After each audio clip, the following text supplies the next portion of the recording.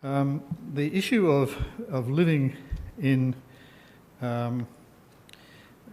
housing, I mean, keeping people at home for as long as possible is a very important topic, and Selina Lo is now going to talk about that. She's responsible for the Elderly Safe Living program and the Aging in Place scheme, and so she's going to tell us about how we can do some of those things by keeping people at home. Thanks, Selina.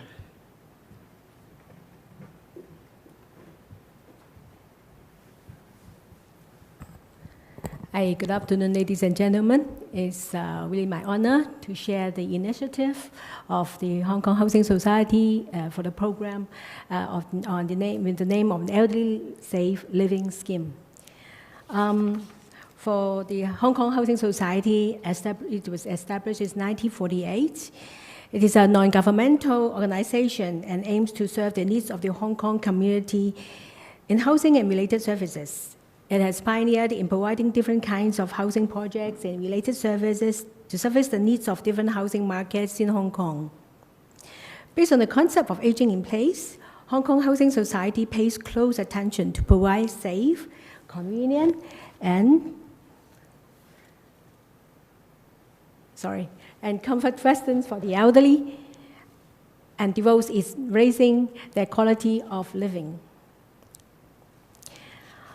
Hong Kong is subject to fast-paced aging trend, we all know, and there will be 31% of population aged over 60 by 2036.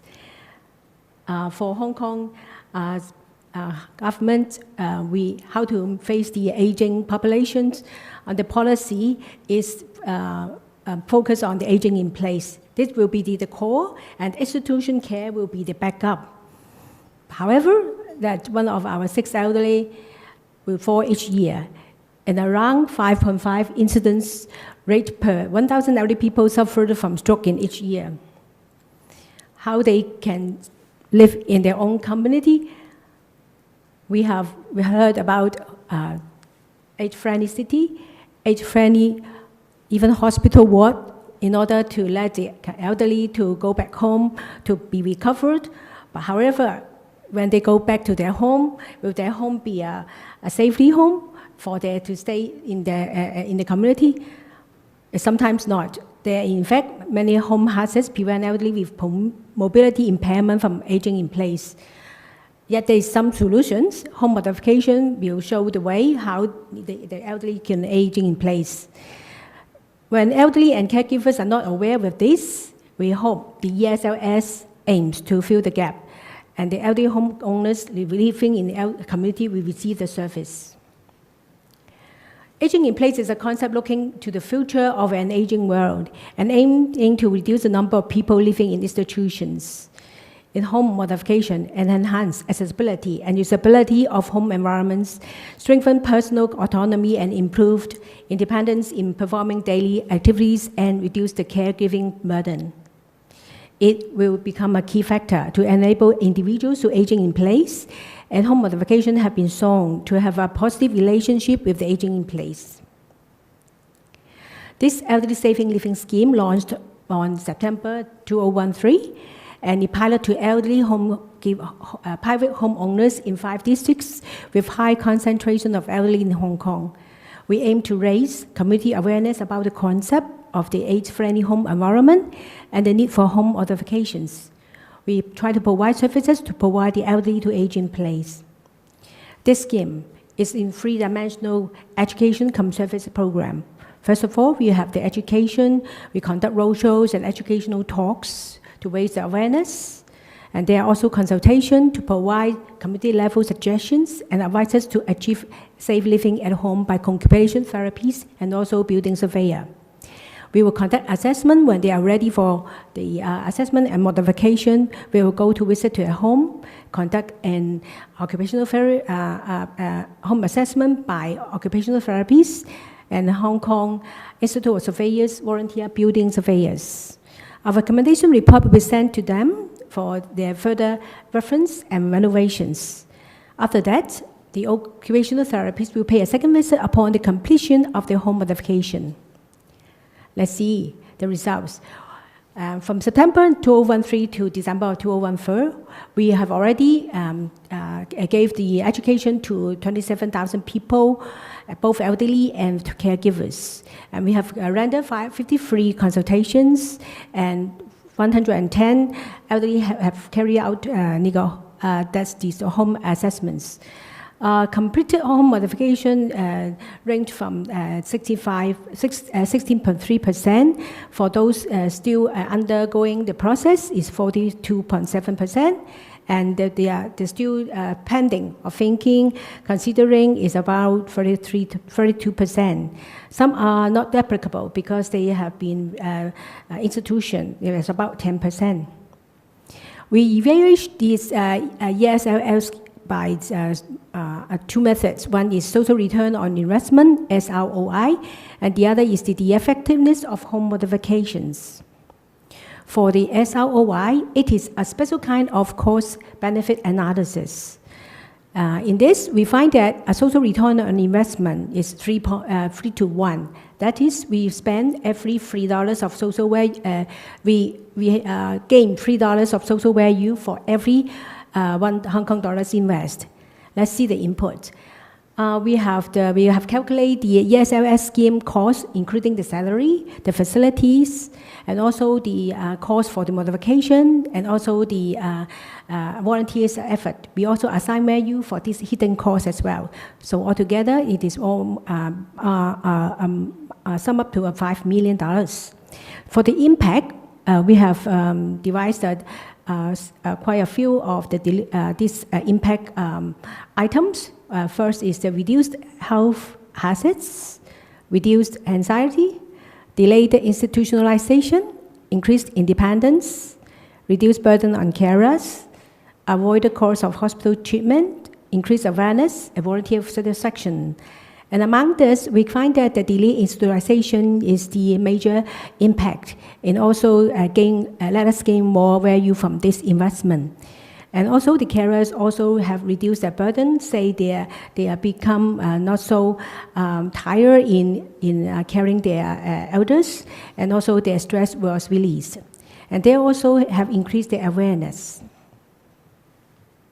The effectiveness of home modification also was evaluated by comparing the pre and post questionnaires. The results show that they are reducing in number of home hazards. So from the pre-questionnaire, we find that there is 11.8 average hazards, but now after they heard about this and being educated, and they was reduced to 5.4 hazards. And the hazards were mainly located in the toilet and bathroom area.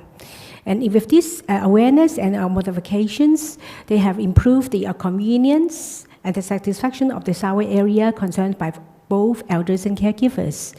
And they have also increased their confidence to age in place by the elderly. Next, say of the 3 cases.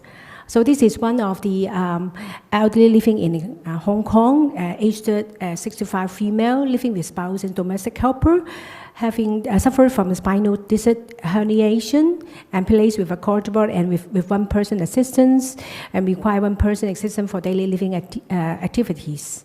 They heard about this scheme from the roadshow and asked for our consultation. So we give the recommendation, and he have done the modification. First, we see that there is for the main entrance door, the gate was removed, and there's no threshold with a small ramp. And in the kitchen, the ramp was removed, and they also installed the non-slip tiles. For the bathroom, there's no thresholds, and for the doors, the swing door was changed to a sliding door to give more entrance space. For the bathtub, it was removed and replaced by curtain shower and handrail. And for the bathroom, there's installed handrail and anti-slip flooring. There were others like heater, step stool, and illuminated light switch, non-slip flooring. Let's see the case for the case 2, and it is another female aged 87. She learned at ESLS scheme from the educational talk. She invited us to give the assessment. She lives with the spouse and have a very supportive son who visits his parents every day. She suffers from mid-stage dementia and plays with a cane. We require supervision and one-person assistance for daily living activities. So let's see the change. For the bathroom and kitchen pathway, we add the lighting, handrails, and the drawer threshold was added with color. Because the client do not want the water to overflow to the living room, she want to keep the door threshold. But we added the color contrast in order to raise the awareness to get in. And for the bathroom and the kitchen, that is a swap. Before that, the bathroom is in the front side and the kitchen is in the end. Now they swap the kitchen area, so the kitchen area will be run away in the end of the kitchen will be in the front side and the bathroom will be at the end. With this, we changed the bathroom door from a small folding door to a bifolding door, so to enlarge the entrance place, and there is no threshold. And for the bathroom, you see that there is shower chair and a handrail added to the shower place, and the toilet place was run away to the other side, and the sink and the water sink were replaced in outside the curtain, so that the elderly would not need to cross the threshold to wash their hands. And there is a handrails installed for the toilet place, and there is anti-slip flooring with adequate waterproofing treatment. And for the three-seater chair was replaced by two with the arm, so that it is more age-friendly. And for the wardrobe, it was replaced by one with easy access and easy and more convenient. And for the others is the night light and the main entrance and the bathroom and also the bathroom air. For the case 3, it is similar and is learned from an online platform, and say that it is the bathroom, remove the door frame and adding the handrails, and also the lowering the bed, and also adding the age-friendly chairs. I would like to share this case, find out by the online platform and ask for assistance. And while the reporter interviewed this family, they are very happy to reunite under the same roof in the same place, because the elderly was first suffers from the stroke and admitted to the care attention home for a few months. He wanted to go back to their home, and this scheme has helped him to live in their own residence with safely, and also reduce the burden of the carers. So we have tried every effort, and both online and offline platforms shows the effectiveness to reach the targets. And we target more on the caregivers, because we know that the important decision makers are in fact the caregivers. And we also use a unique assessment approach in Hong Kong that is to be jointly with a healthcare professional, that is occupational therapists, and also building professional, to safeguard the renovation is safe and, of course, compliance to the policies. So there are challenges. There's limited public awareness on age-friendly home and the need of the home modification. They see the home modification is intervention approach and not a preventive. That is, means they will find their bodily decline or under a stroke, and they need wheels, and then they will install and not prevent before the fall. So now we need to hope they will be more aware of the age-friendly home is important for preventive nature. And we hope they have also have the will to proceed the home modification. Yet elders will also meet with some hurdles, say they need savings, money, or carer support in this. After all, when we overview the scheme and the aged people in Hong Kong, we know that it is not uncommon for people to live in a small unit in Hong Kong due to densely populated areas. But even it is in an irrevocable situation, home modification can help elderly people to have an age-friendly environment and achieve aging in place. We also suggest a longitudinal study to further investigate the long-term effects of home modifications in order that it will delay the institutionalization of elderly persons and further confirm the effectiveness of the elderly safe living scheme in local context. Thank you.